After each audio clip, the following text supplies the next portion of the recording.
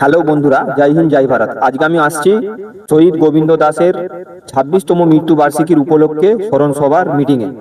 ইনি হচ্ছে আমতা 1 নম্বর পঞ্চায়েতের অন্তর্গত খোসালপুর টিএমসি কংগ্রেসের অঞ্চলে এনার বাড়ি ছিলেন। এনার এলাকার নাম হচ্ছে রতনপতা। সেখানেই এনার উদ্দেশ্যে মিটিং ডাকা হয়েছিল। ইনি কেমন নেতা ছিলেন, 1999 সালে এনাকে কিভাবে মার্ডার করা হয়েছিল, সেটা কিন্তু এই ভিডিওর মাধ্যমেই জানতে পারবেন। তো আপনারা দেখতে থাকুন। আমাকে যারা ফেসবুক থেকে দেখছেন লাইক করেন, শেয়ার করেন ও ফলো করেন আর কমেন্ট করেন। আর যারা ইউটিউব থেকে দেখছেন আমাকে সাবস্ক্রাইব করেন, লাইক করেন, শেয়ার করেন ও কমেন্ট করেন। ভালো থাকেন, ভালো রাখেন।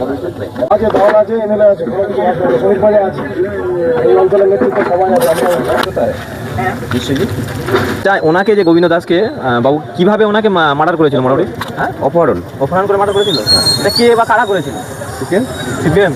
মানে এখানে কি আর কি, এখানে সিপিএম বহুতই অত্যাচার করেছে নাকি? প্রচুর অত্যাচার করেছে। এভাবে কি মারাটা ওনাকে ঠিক হয়েছিল 1999 সালে? হ্যাঁ, জানি না। হেভি লোক, ওই তো বলছি সমস্ত লোকের উপকার করতো, যে কোনো পার্টি দেখতাম না। হ্যাঁ, যে বিপদে পড়তো থানা থেকে হসপিটাল থেকে ওরা এমন একটা চ্যালেঞ্জ ছিল, নিজে যার উপকার করেছে সেই মেরেছে। এমনকি ও যে পায়ে করতো নিজের জমি বন্ধক দিয়ে লোকটাকে লোকের উপকার করেছে। হ্যাঁ, লোকের উপকার। তাহলে সেই লোকটাকে, মহান লোকটাকে আর তারা নিরীহভাবে মানে মার্ডার করেছে। খুন তো অসম্ভব, ফুপিয়ে পুরো একার পানা পুড়ে ফেলে দিয়েছে। দিনে বিশাল মারপিট হয়েছে ভোটের আগের দিন। এবার সঙ্গে সাথে আমরা লড়াই করেছি, গোবিন্দ দা, আমি আরও আমাদের 2-4 জন প্রকাশ্যে লড়ছি, এই জায়গা থেকেই লড়ছি। ওরা ওইদিকে, আমরা এইদিকে লড়ছি। ভোটের আগের দিন হ্যাঁ, এদিকটা সিপিএম আর এইদিকটা আমাদের লড়াই হচ্ছে প্রকাশ্যে। 6টা থেকে রাত্রে ভোর 6টা অবধি বোমাবাজি হয়। তারপরে শান্তভাবে ভোট হয়। ভোট হওয়ার পরে সন্ধ্যে আবার তারপরের দিন সন্ধ্যে 6টা 23 অক্টোবর সেদিন মার্ডার হয়। নিরীহভাবে ওনাকে মার্ডার। হ্যাঁ, কিন্তু উনি প্রতিবাদী লোক ছিলেন। আচ্ছা, মানুষের যেটা শুনলাম নাকি গরিবের পাশে দাঁড়াতো। গরিবের পাশে সব সময়, কার কিছু, কার সংসারের অসুবিধা, কার কেস কাচারি, কার বাড়ির সমস্যা, কার মেয়ের বিয়ে, সব দিক দিয়ে চলে গেল।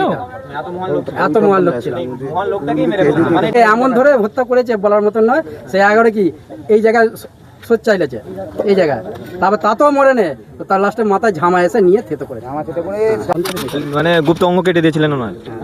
নিরীহভাবে ওনাকে আর কি হত্যা করা হয়। এখানের স্থানীয় লোকেরা সবাই বলছে বোমবাজি আরম্ভ হয়ে গেছে। আচ্ছা, বম চালু হয়ে গেছে। আচ্ছা, হঠাৎ চালু হয়ে গেছে বম।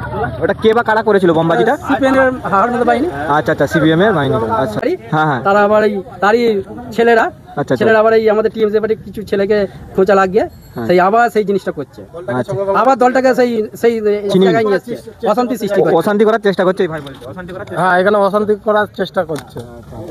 আমাদের এখানে শান্তি বজায় আছে, কিন্তু শান্তিতে থাকতে দিতে চাইছে না। মানে এদের পরিস্থিতি বুঝতেই পারছেন তো। আবার মানে যারা অলরেডি মার্ডার করেছিল তারা আবার এখানে এসে আবার ওই অশান্তি চেষ্টা করছে। ভালো লাগলো আপনার সাথে কথা বলে, কিছুটা জানতে পারলাম ওনার বিষয়ে, উনি যে মহান ব্যক্তি ছিলেন। শান্তনু সেনাপতি এবং আমাদের পার্শ্ববর্তী অঞ্চল উপপ্রধান সাহেব তরিদ্দা এবং আমাদের খোসালপুর অঞ্চলের সভাপতি মাননীয় অসিত দলি সহ আজকের এই বেদনাময় দিনে আমরা এখানে উপস্থিত হয়েছি সেই আমাদের শহীদকে তার স্মৃতির শান্তি কামনা করার জন্য। আপনারা দেখেছেন যে আমাদের মাননীয় মুখ্যমন্ত্রী তিনি বলেছিলেন যে 2011 যে আমাদের বিধানসভা নির্বাচন হয়েছিল, যে বদলা নয় বদল চাই। তো আমাদের সারা পশ্চিমবঙ্গ সহ আমাদের খোসালপুর অঞ্চল এবং মুদিনাপুর অঞ্চলে আপনারা আমাদের মাননীয় মুখ্যমন্ত্রীকে আপনাদের মূল্যবান ভোট দিয়ে ওনাকে পশ্চিমবঙ্গের মসনদে বসিয়েছেন। উনি তার ফলস্বরূপ আমাদের এই পশ্চিমবঙ্গের যে বলবে আমাদের লিডার, আমাদের বিধায়ক সমীর কুমার পাঁজা এবং আমাদের কেন্দ্রের সভাপতি মহাশয় যেমন নির্দেশ দেবেন আমরা সেই মোতাবেক আগিয়ে চলবো। এই বলে আমি আমার বক্তব্য শেষ করলাম। জয় হিন্দ, বন্দে মাতরম, তৃণমূল কংগ্রেস জিন্দাবাদ, উদয়নারায়ণপুর বিধানসভা কেন্দ্র তৃণমূল কংগ্রেস জিন্দাবাদ, সমীর কুমার পাঁজা জিন্দাবাদ। প্রথমে শুভ বিজয়ের সকলকে শুভেচ্ছা।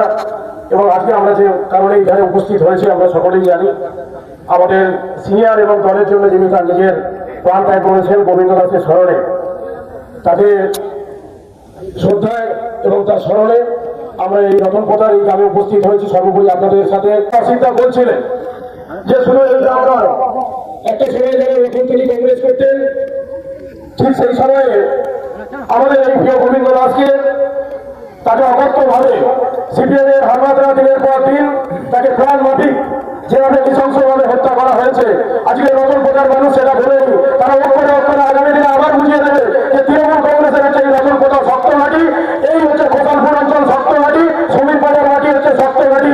2026 সালের নির্বাচনে আবার তারা বুঝিয়ে দেবে। আজকে আনুলিয়ার মাটি শক্ত ঘাঁটি। আমাদের বিধায়ক সাহেব যে নির্দেশ দেন সেই নির্দেশে আমরা কাজ করি। 2026 সাল সামনে বিধানসভা নির্বাচনী। আমি আমার বক্তব্য শেষ করছি। সকলে ভালো থাকবেন, নমস্কার। আপনাদের সামনে বক্তব্য রাখবেন আমতা 1 নম্বর পঞ্চায়েত সমিতির সদস্য এবং প্রাক্তন সভাপতি মাননীয় ধনঞ্জয় বাকুড়ি মহাশয়।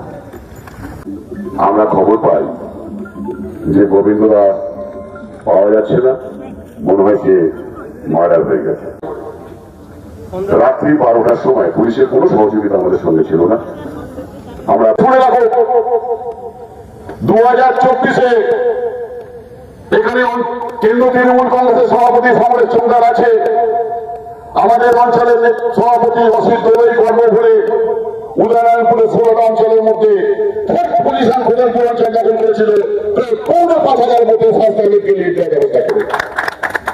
আর দায়িত্ব নিয়ে আমি বলছি, আপনারা যদি এক থাকেন, মানুষের সঙ্গে থাকেন, মানুষের পাশে থাকেন যেভাবে ছিলেন, এই কয়েকটা মাস নিবিড় ভাবে আমরা যদি লড়াই করেন দলের পতাকা নিয়ে সমস্ত ভুল ভ্রান্তি ঝগড়া অশান্তি ভুলে গিয়ে, তাহলে গোপালপুর অঞ্চলে কোন মাইনাস থাকবে না।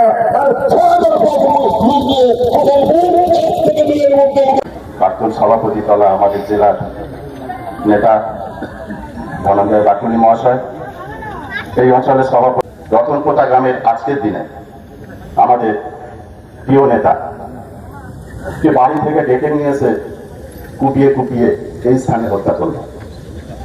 তার অপরাধ কি ছিল? তিনি সিপিএম এর অন্যায় কাজের বিরোধিতা করা করত, এই ছিল তার অপরাধ।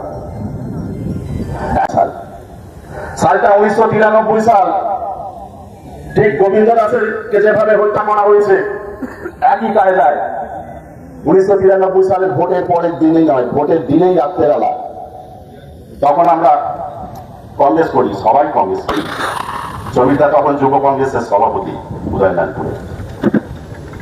আমরা সংক্ষিপ্ত বক্তব্য শেষ করলাম। জয় হিন্দ। তৃণমূল কংগ্রেস জিন্দাবাদ, মমতা বন্দ্যোপাধ্যায় জিন্দাবাদ, শ্রমিক পালিয়া জিন্দাবাদ, রবীন্দ্র দাস অমর রহে।